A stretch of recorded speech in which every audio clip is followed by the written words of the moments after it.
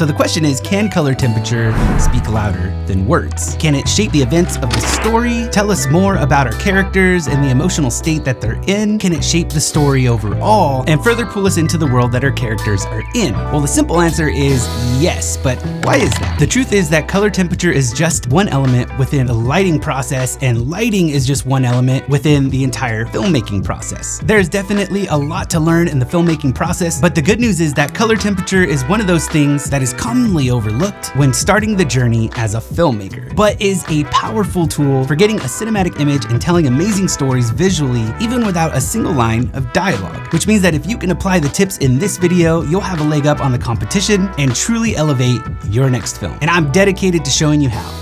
So let's get into it, friends.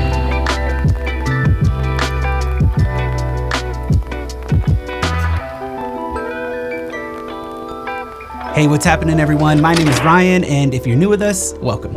I truly appreciate you being here. I remember the day that I realized very early on in my career that the filmmaking process is vast. It consists of many different elements like the actor's performance, motivated camera movement, and the set design, just to name a few. And all of them contribute in tandem to elevate the story. And light and color are just another way of doing that and are powerful tools at that. Now, there are a whole lot of really great videos here on YouTube about the basics of color temperature, so I'm not gonna go deep into that aspect. Instead, I would like to focus more on the storytelling aspect because this is something that we've been talking a lot about here on the channel. However, there are a few things that I definitely struggled with very early on in my career when it came to understanding color temperature. So really quickly, here are a few things to keep in mind. The first is the white balance on your camera, but we're gonna get into that in just a minute. The second thing is knowing that the color temperature in your lighting is measured in Kelvin. Now, there's a whole lot of science that goes into that, but in a nutshell, this is how it works. The higher the number, the cooler the color, and the lower the number, the warmer the color. So if you want to match, let's say, a household lamp, you would typically set your lights at 2700 Kelvin. The third thing to remember is if you can match your camera's white balance with the color temperature of your lighting, this will give you pure white. The simplest example that I can give you is that the lighting here, lighting my face in this talking head setup, is set to 5600 Kelvin, so are all the other lights in the room, and my camera is also set to 5600 Kelvin, which is giving me a pure white. If I were to switch to the house lighting in this same room while still keeping my camera at 5600 Kelvin, that's when things can look a little bit strange, but all you would need to do is just set your camera to the same white balance as the lighting in the room and you should be just fine. Now, things get really interesting when you start to mix your color temperatures, but we're gonna get into that a little bit later in the video.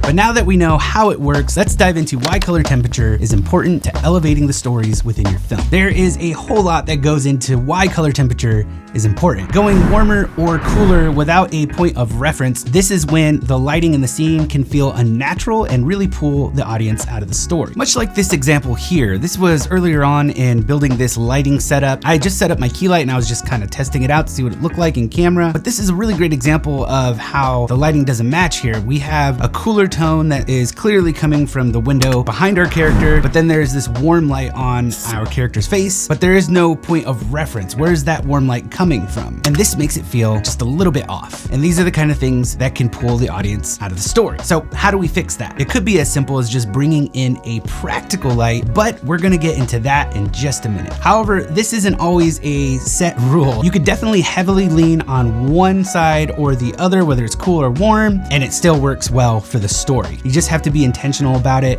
and make sure that you're using it well to elevate the story. Here's an example. This scene is from one of my film trailers I did about a year or so ago. It's meant to be a futuristic style scene, so we went with more of a stylized look, leaning more heavily on a cooler color temperature.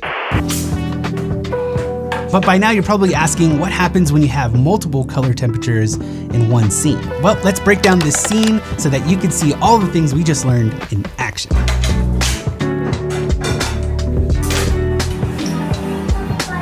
All right, so in this scene, we have a character who is walking into this home. And as you can tell, there is a blue blue light coming from our blue hour sky. Now this might be enough just coming from the window, but to further justify this, we could add in what's called an establishing shot. If we have a shot of our guy maybe coming from his car and walking towards the house, the reaction on his face could tell us that he hasn't been home in a while maybe, and he's happy to be home, or maybe he's nervous to be home. All of this is telling us or giving us information without him even saying anything. But the best part is that we now know what time of day it is. It's blue hour. So that justifies our blue hour window light and the blue light that we have coming into the room. At this point, I noticed when I walked into the room that the window light was gonna be my main source light, or at least a big part of the lighting within the room and the lighting setup. So I set up my Amaran 60X and I pointed it straight to the wall to kind of give the illusion that there was light spilling into the room onto the wall. I think I just set it to about maybe 5, 6, or 10%, I can't remember. And I set it to 5600 Kelvin. And then my white balance on my camera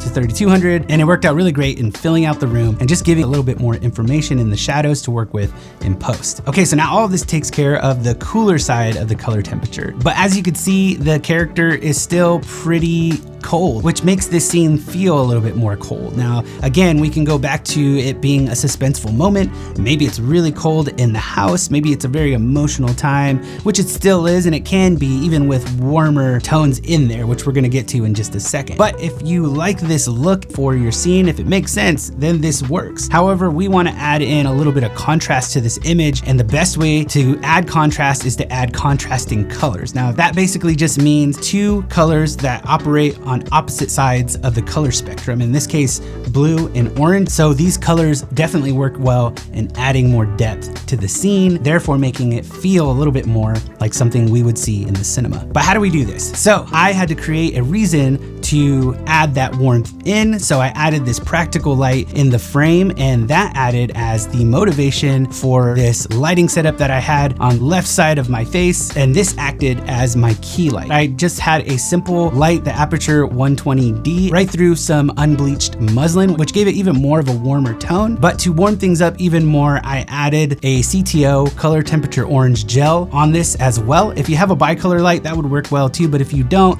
you can get one of these gels for a fairly decent price, and it does wonders for the image. This worked really well in warming the image up and matching the color temperature of the light from the practical. This practical was a bit too bright, so I used a hand dimmer on it, and I just brought it down a little bit so that it just wasn't overblown in the image and it looked natural within the shot. After this, I just added a little bit of haze for some depth, and here is the final look. What I love about light and color temperature is that these elements are like the paint and the paint brushes to a blank canvas, which would be your frame, or at least that's how I feel personally. But shaping your light, choosing the right color temperature, and doing all of this intentionally to work really well with your story is a great way to tell an amazing story visually. And the best part is, you could do it too. All you need is a few reps to really understand it well. So I just want to encourage you to take these tips and practice them often, because I know for a fact that if you do, this could truly elevate your next film. And if you've made it this far into the video, I know you're dedicated to the craft and are ready to elevate your filmmaking skills. And I just want to encourage you,